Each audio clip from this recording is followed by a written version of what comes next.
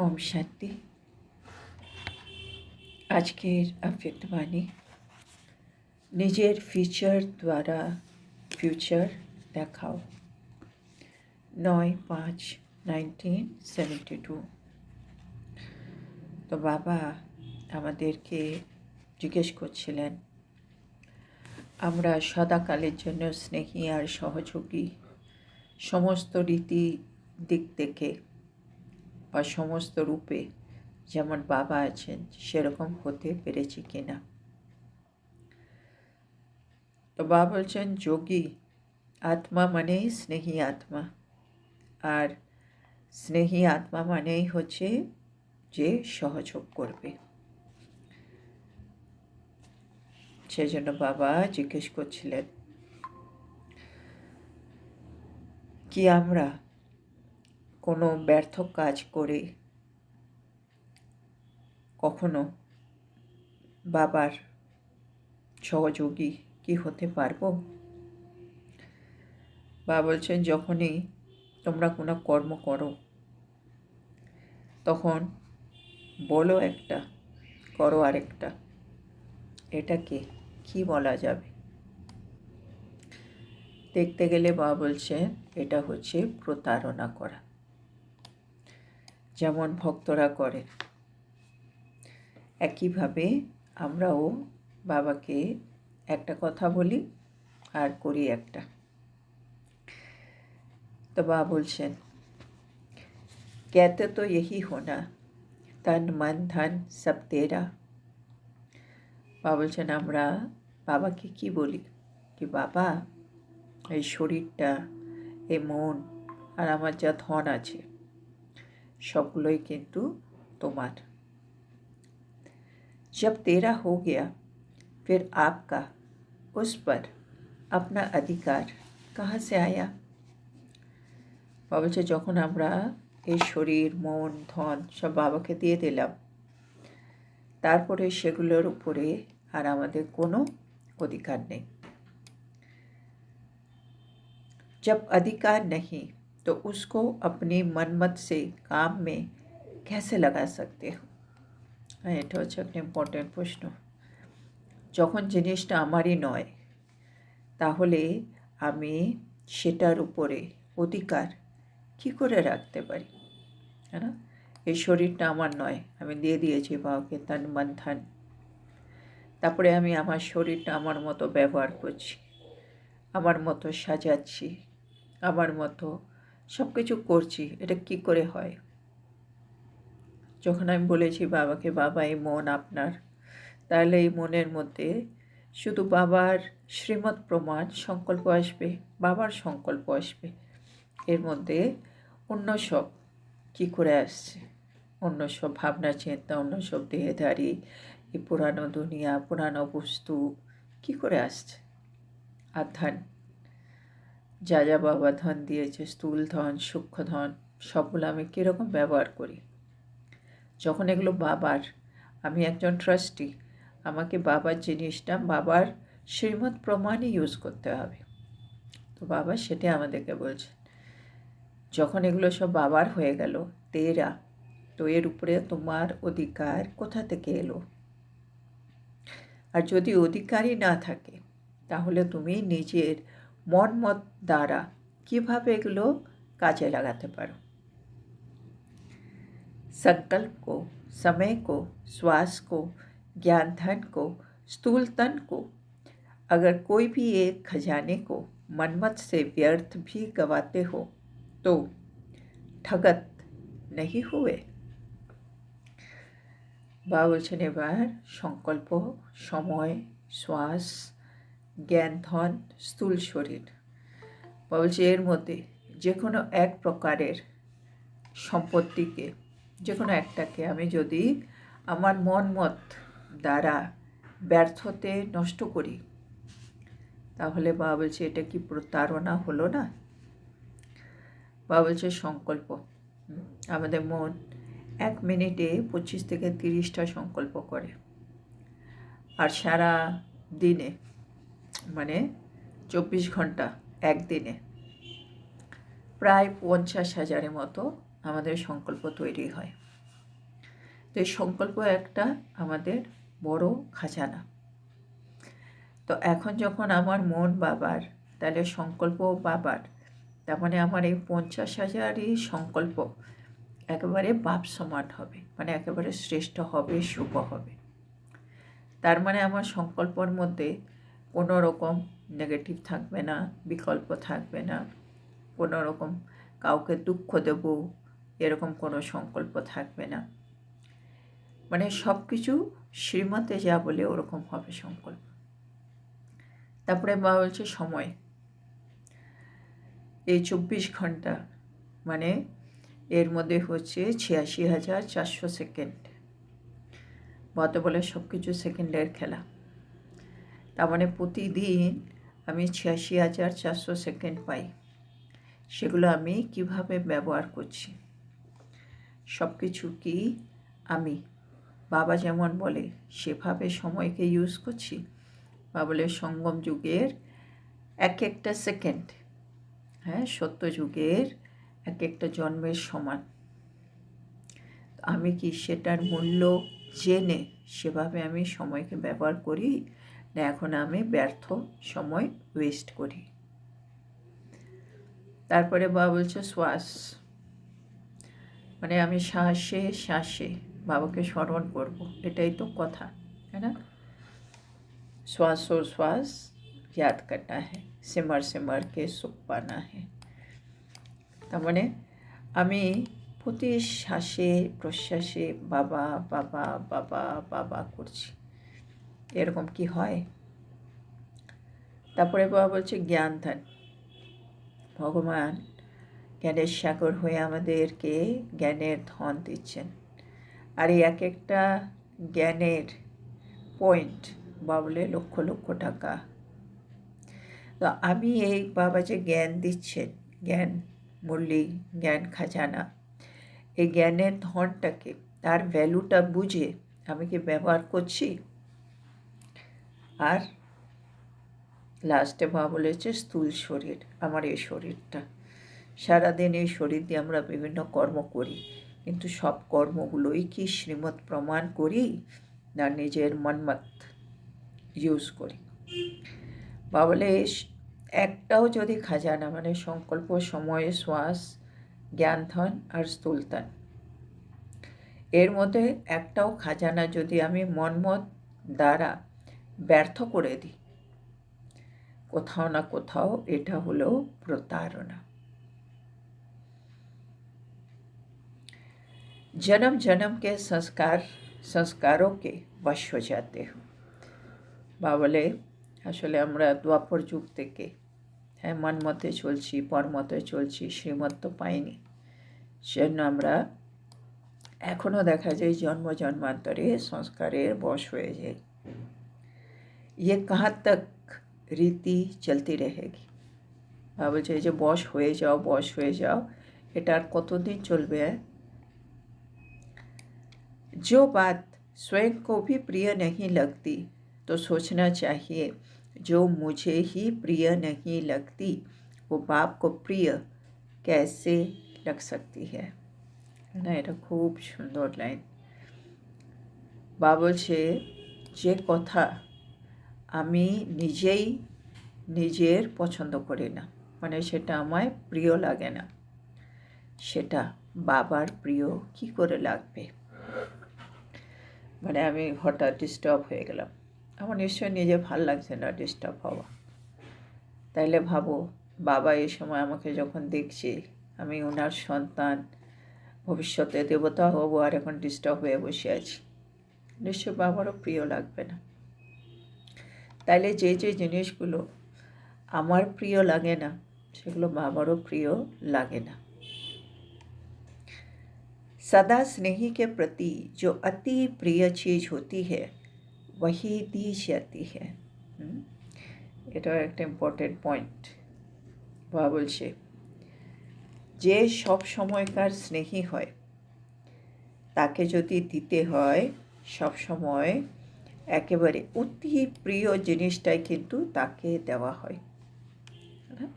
যাকে আমরা বেশি পছন্দ করি তাকে আমরা সবচেয়ে বেস্ট আর যেটা আমার সবচেয়ে ভালো লাগে ওই জিনিসটা আমরা ওকে দিতে চাই এজ এ गिफ्ट। तो अपने आप से पूछो। तो बाबा बोलছে নিজেই নিজেকে জিজ্ঞাসা করো कि कहाँ तक प्रीति की रीति निभाने वाले बने हैं। তো বাবা বলছে এখন নিজেকে নিজে জিজ্ঞেস করো कि আমি আত্মা কতটুকু প্রীতের রীতি পালন করছি। अपने को सदा हाईएस्ट और होलीएस्ट समझकर चलते हो। বাবা বলছে নিজেকে সবসময় হাইয়েস্ট আর হোলিয়েস্ট এরকম ভেবে चलो। जो हाईएस्ट समझकर चलते हैं उन्हों का एक एक कर्म एक एक बोल इतना ही हाईएस्ट होता है जितना हाईएस्ट अर्थात ऊंच से ऊंच है। বলছে যখন আমরা নিজেকে হাইয়েস্ট ভেবে চলি, হাইয়েস্ট মনে করে চলি, তখন আমাদের এক একটা কর্ম এক একটা কথা হাইয়েস্ট হবে। যেরকম বাবা বাবা হাইয়েস্ট, সেজন্য বাবা যখন কোনো কর্ম করছে, যখন কোনো কথা বলছে, সেগুলো প্রত্যেকটা উঁচু থেকে উঁচু হয়। তো একইভাবে আমাদেরও হতে হবে, নিজেকে হাইয়েস্ট ভাবতে হবে আর আমাদের নিজের কর্ম নিজের बोल শব্দগুলোর উপরে अटेंशन रखते হবে। बाप की महिमा गाते हैं ना, ऊंचा नाम ऊंचा उनका धाम ऊंचा काम। বাবা বলছেন বাবারই মহিমাতে এটা বলা হয় কি বাবার উঁচা নাম উঁচা ধাম যেখানে থাকে আর ऊंचा काम। तो जो हाईएस्ट है वो भी सदैव अपने ऊंच नाम ऊंचे धाम और ऊंचे काम में तत्पर हो। तो बाबा বলছেন যারা হাইয়েস্ট হবে ওরা কিন্তু সব সময় উঁচু নাম উঁচু ধামের আর উঁচু কাজের মধ্যে তৎপর থাকবে। তার মানে হাইয়েস্ট হতে গেলে আমাকে সব সময় নিজেকে পরম ধাম নিবাসী ভাবতে হবে। আমি ওখান থেকে এসেছি এই সৃষ্টিতে সেবা দেওয়ার জন্য, তাহলে আমার কর্তব্যটাও উঁচু হবে আর আমার নামও উঁচু হবে, আমার ধামও উঁচু হবে। कोई भी नीचाई का कार्य कर नहीं सकते हैं। তাহলে বাবা বলছে ওই সময় কিন্তু কোনো ছোট মনের কাজ ছোট মানের কাজ তুমি করতে পারবে না। जैसे महान आत्मा जो बनते हैं वो कभी भी किसी के आगे झुकते नहीं। বাবা বলছে যারা মহান আত্মা হয় ওরা কিন্তু কারোর সামনে কিন্তু ঝোঁকে না, একেবারে নতমস্তক হয় না। उनके आगे सभी झुकते हैं, उनाদের সামনে সবাই মাথা নত করে। तब उसको महान आत्मा कहा जाता है। তার মানে যার সামনে সবাই নতমস্তক হয় তাকেই দেখা যায় মহাত্মা বলা হয়। जो आजकल के ऐसे ऐसे महान आत्माओं से भी महान श्रेष्ठ आत्माएं जो बाप की चुनी हुई है, विश्व के राज्य की अधिकारी है, बाप के वर्ष की अधिकारी है, विश्व कल्याणकारी है, ऐसी आत्माएं कहाँ भी कोई भी परिस्थिति में वह माया के भिन्न भिन्न आकर्षण करने वाली रूपों में क्या अपने आप को झुका सकेंगे। বাবা বলছে সংসারের মধ্যে যারা মহান আত্মা তারা কিন্তু কারোর সামনে ঝুঁকে না, তাদের সামনে সবাই নত হয়। একইভাবে এখন মানে আমরা হলাম মহান আত্মা, আমরা হলাম শ্রেষ্ঠ আত্মা, আমাদেরকে বাবা নির্বাচিত করেছে। কেন? বাবা আমাদের বিশ্বের রাজ্যের অধিকারী বানাবে, বাবা আমাদের বর্ষা দেবে, বাবা হচ্ছে বিশ্ব কল্যাণকারী, আমাদেরও বিশ্ব কল্যাণকারী বানাবে। তো বাবা বলছে এরকম আত্মারা যদি দেখা যায় মানে আমরা যদি দেখা যায় আমরা কোনো না কোনো পরিস্থিতিতে বা মায়ার ভিন্ন ভিন্ন আকর্ষণ নের মধ্যে নিজেকে নত করে ফেলছি, এটা কি ভালো দেখায়? মানে আমরা কত মহান, কত শ্রেষ্ঠ আত্মা, যারা বিশ্বের কল্যাণ করবে, যারা বাবার বর্ষার অধিকারী হয়েছে, যারা বিশ্ব রাজ্যের অধিকারী হয়েছে, তারা মায়ার সামনে, মায়ার আকর্ষণের সামনে হেরে যাচ্ছে। आजकल के कहलाने वाले महात्माओं ने तो आप महान आत्माओं की कॉपी की है। বলছে আজকাল যাদেরকে আমরা মহাত্মা বলি, সে মহাত্মারাও কিন্তু তোমরা মহান আত্মাদেরকে কপি করে তৈরি হয়েছে। তো ऐसी श्रेष्ठ आत्माएं कहाँ भी किस रीति झुक नहीं सकती है। তো বলছে যারা এরকম শ্রেষ্ঠ আত্মা, ওরা কিন্তু কারোর সামনে নতমস্তক হবে না। न झुकाने वाले हैं न झुकने वाले हैं। মানে যারা শ্রেষ্ঠ আত্মা, তারা কারোর সামনে নিজেও নত হবে না, আর অন্য আত্মাকে নিজের সামনে নত হতে দেবেও না। कैसा भी माया के फोर्स हो लेकिन झुक नहीं सकते। মানে শ্রেষ্ঠ আত্মা যারা, এরা যতই বা বলছে মায়ার ফোর্স আসুক না কেন, তারা কিন্তু কখনো ঝুঁকবে না। ऐसे समय को सदा झुकाने वाले बने हो कि कहाँ कहाँ झुक करके भी देखते हो। বাবা বলছেন এখন আমাদের কাজ হচ্ছে আমরা সবসময় মায়াকে ঝুঁকাবো, কিন্তু এমন তো হয় না, মাঝে মাঝে আমি মায়ার সামনে নত হয়ে যাই। মানে এখন সবসময় মায়া আমার সামনে নত হবে, ওই সময় চলছে। তো বাবা বলছে ওইটাই তোমরা করছো, কি মায়াকে নত করছো, বা তোমরা মাঝে মাঝে মায়ার সামনে নতমস্তক হচ্ছ। जब अभी से ही सदा झुकाने की स्थिति में स्थित रहेंगे, ऐसे श्रेष्ठ संसार अपने में भरेंगे, तब तो ऐसे होलिएस्ट पद को प्राप्त करेंगे। তো বা বলছেন আমরা যদি এখন থেকে সবসময় মায়াকে আমার সামনে মানে নতমস্তক করাতে পারি, এরকম যদি শ্রেষ্ঠ সংস্কার আমার মধ্যে আমি ভরে ফেলি, তাহলে আমি কিন্তু হাইয়েস্ট পদ পাবো। আর তারপরে কি হবে, जो सतयुग में प्रजा सोमान से झुकेगी और द्वापर से भिखारी हो झुकेगी। আর তারপরে কি হবে, সত্য যুগে আমরা যাব যখন, তখন প্রজা আমাদের সামনে নতমস্তক হবে সমানের জন্য। আর দ্বাপর যুগ থেকে সব আত্মারা তো পূজারী ভিখারি হয়ে যাবে, তারাও নতমস্তক হবে। তার মানে বাবা বলছে এখন থেকে আমি যদি সবাইকে নত করার সংস্কারটা ঢুকিয়ে ফেলি, স্পেশালি হচ্ছে মায়া, তাহলে সত্যযুগে প্রজা আমার সামনে নত হবে, আর দ্বাপর যুগ থেকে ভক্তরা। आप लोगों के यादगारों के आगे भक्त भी झुकते रहते हैं ना, है ना। আমাদের यादगार মানে আমাদের যে বিভিন্ন মন্দিরে আমাদের জড় মূর্তি, তার সামনে ভক্তরা গিয়ে নত হচ্ছে। अगर यहाँ अभी माया के आगे झुकने के संस्कार समाप्त न किए, थोड़ा भी झुकने के संस्कार रह गए, तो फिर झुकने वाले झुकते रहेंगे और झुकाने वालों के आगे सदैव झुकते रहेंगे।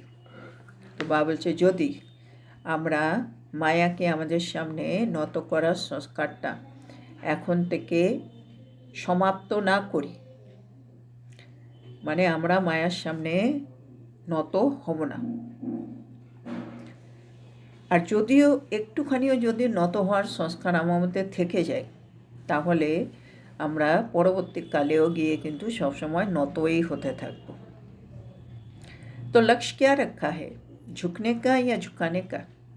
তো বাবা বলছে তোমরা কি লক্ষ্য রেখেছো, হ্যাঁ, তোমরা নত হবে না অন্যদেরকে তুমি নত করাবে, কোনটা। जो अपनी ही रची हुई परिस्थिति के आगे झुक जाते हैं उनको हाईएस्ट कहेंगे। বাবা বলছে যারা নিজেরই তৈরি পরিস্থিতির আগে নিজেই নত হয়ে যায়, তাদেরকে কি हाईएस्ट বলা যায়। जब तक हाईएस्ट नहीं बने हो तब तक होलिएस्ट भी नहीं बन सकते। আর বাবা বলছে যতক্ষণ আমরা হাইয়েস্ট হয়ে যাব না ততক্ষণ আমরা কিন্তু হোলিয়েস্টও হতে পারবো না। তার মানে আমাদেরকে মায়াকে নত করতে হবে, তাহলেই আমাদের সামনে ভক্তরাও নত হবে, প্রজারাও নত হবে, তাহলেই আমরা হাইয়েস্ট হব, আর হাইয়েস্ট হলেই আমরা होलीएस्ट होते पारबो। जैसे आपके भविष्य यादगारों का गायन है संपूर्ण निर्विकारी, तो इसको ही होलीएस्ट कहा जाता है। बाबा আমাদের ভবিষ্য স্মরণিক যেটা আছে সেখানে কি দেখায়, है ना, দেবী দেবতারা কি দেখাচ্ছে, সম্পূর্ণ নির্বিকারী, तार माने होच्छे ओरा होलीएस्ट। संपूर्ण निर्विकारी अर्थात किसी भी परसेंटेज में कोई भी विकार तरफ आकर्षण न जाए व उनके वशीभूत ना हो।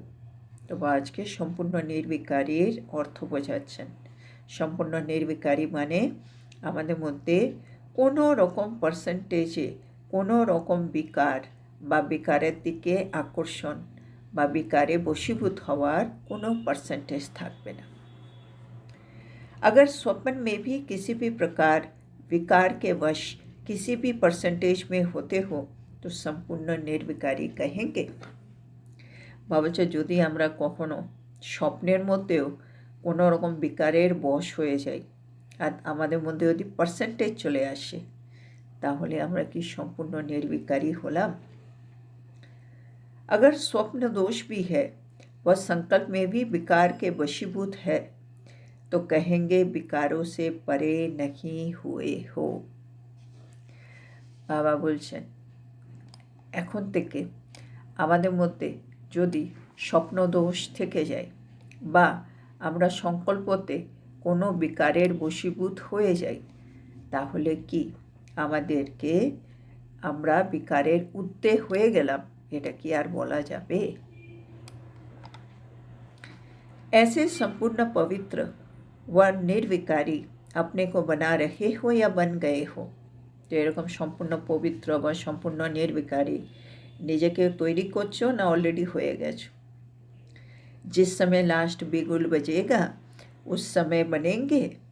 भाबछे आमरा जोदि एखोनो ना होये थाकी तार माने कि भाबछो तोमरा लास्टे जखन बाबलছে बिगुल बाजबे से समय तुम्हारा तैरी होवार जन्य बसे आछो बुझी।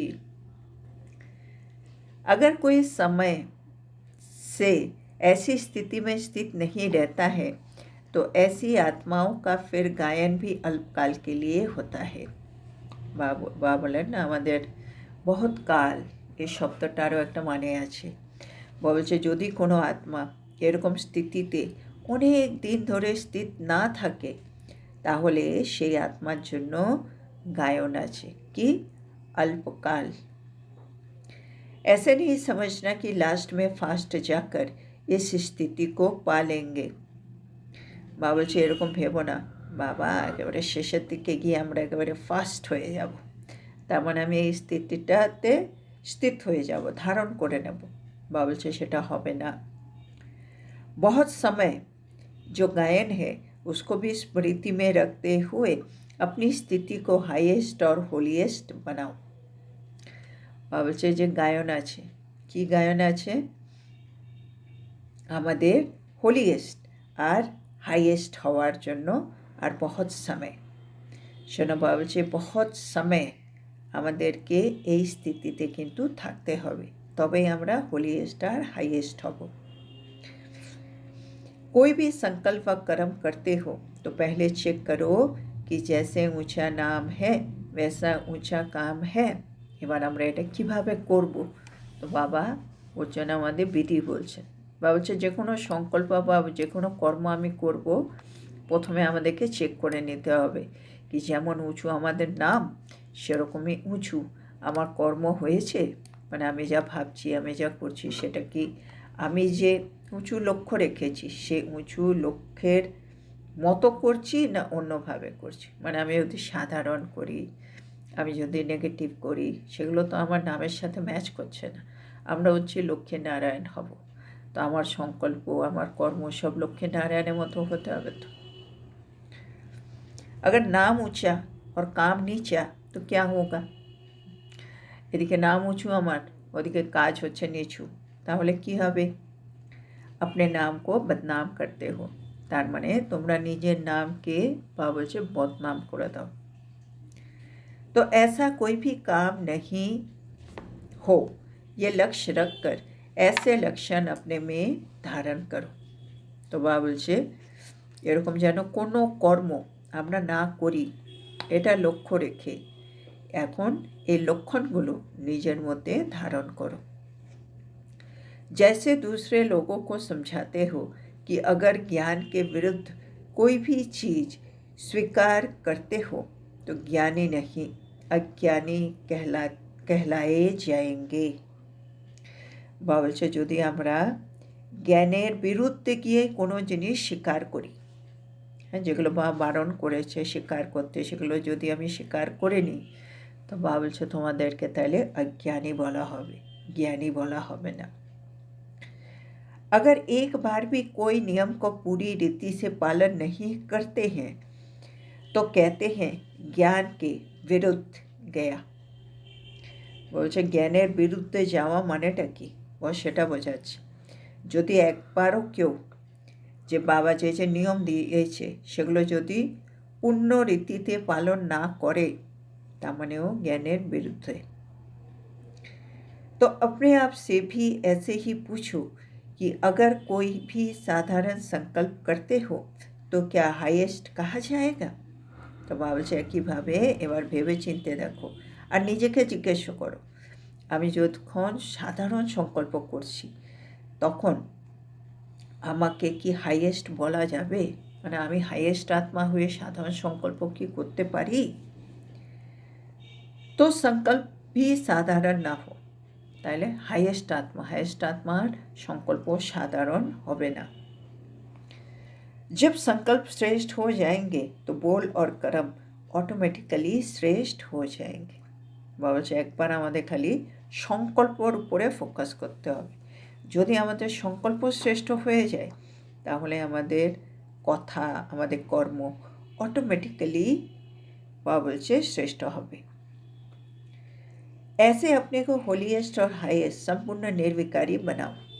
তা আমাদের হোমওয়ার্ক হচ্ছে আমাকে নিজেকে হোলিয়েস্ট আর হাইয়েস্ট আর সম্পূর্ণ নির্বিকারী বানাতে হবে। বিকার কা নামো নিশান না হো। তো বাবা বলছেন বিকারের যেন কোনো রকম নাম আর নিশান যাতে না থাকে। जब नामो निशानी नहीं तो फिर काम कैसे होगा, है ना? যদি কোনো বিকার আমার ভেতরে নাই থাকে, তাদের নাম আর নিশানি না থাকে, তাহলে কাজ কিভাবে হবে?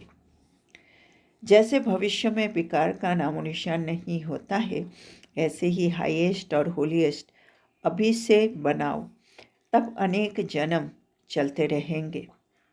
বলছে যেমন ভবিষ্যতে বিকারের নামো নিশান না থাকে, এরকম আমরা যখন এখন থেকে তৈরি হয়ে যাব তখনই আমরা হাইয়েস্ট আর হোলিয়েস্ট হতে পারবো, আর এটা অনেক জন্ম ধরে সাথে চলবে। আচ্ছা, ऐसे ऊंचा नाम और ऊंचे काम करने वालों को नमस्ते। তো এরকম যারা উঁচু নাম করে, যাদের অনেক উঁচু নাম বা যাদের অনেক উঁচু কাজ, তাদেরকে বাবা নমস্কার জানাচ্ছেন। তো আজকে এখানে আমাদের এই মুরলিটা শেষ হলো। তো আজকে বাবা আমাদেরকে বলছেন, আমরা বলি বাবাকে, বাবা আমার এই তান মান ধন সব তোমার। তারপরে বাবা বলছে যেগুলো তোমার হয়ে যায় তার উপরে আবার নিজের অধিকার কি করে আসবে? আর যদি অধিকারই নেই তাহলে সেটাকে মন দিয়ে তুমি ব্যবহার কি করে করবে? তো বাবা বলছে সংকল্পকে, সময়কে, শ্বাসকে, জ্ঞান ধনকে, স্থূলতনকে কোনোভাবেই মনমত দিয়ে ব্যর্থ কাজে লাগানো যাবে না। যদি করো এটা হলো প্রতারণা। তারপরে বাবা বলছে যেই বিষয়গুলি তোমার নিজেরই ভালো লাগে না সেগুলো বাবার কি করে প্রিয় লাগবে? তারপরে বাবা বলছেন আমরা হলো মহান আত্মা, বিশ্ব কল্যাণকারী আত্মা, বিশ্বের রাজ্য অধিকারী আত্মা। সেজন্য আমাদেরকে মায়া যে বিভিন্ন আকর্ষণের মাধ্যমে আসে তাকে কিন্তু নত করতে হবে। এখন যদি আমরা মায়াকে নত করে দিতে পারি তাহলে সত্য যুগে আমাদের প্রজা আমাদের সামনে নত হবে, আর দ্বাপর যুগ থেকে আমাদের ভক্তরা আমাদের সামনে নত হবে। তারপরে বাবা বলছে সম্পূর্ণ নির্বিকারী হতে, অর্থাৎ আমাদের মধ্যে কোনো বিকারের কোনো পার্সেন্টেজ থাকবে না, স্বপ্নের মধ্যেও কোনো দোষ যেন না থাকে। তারপরে বাবা বললেন আমরা হলো জ্ঞানী আত্মা, অজ্ঞানী নয়, সেজন্য যেমন উঁচু নাম সেরকম উঁচু কর্ম করে দেখাও। তো আজকের এত সুন্দর শিক্ষার জন্য আমরা আমাদের প্রিয় শিব বাবাকে বললাম ধন্যবাদ বাবা, ধন্যবাদ। ওম শান্তি।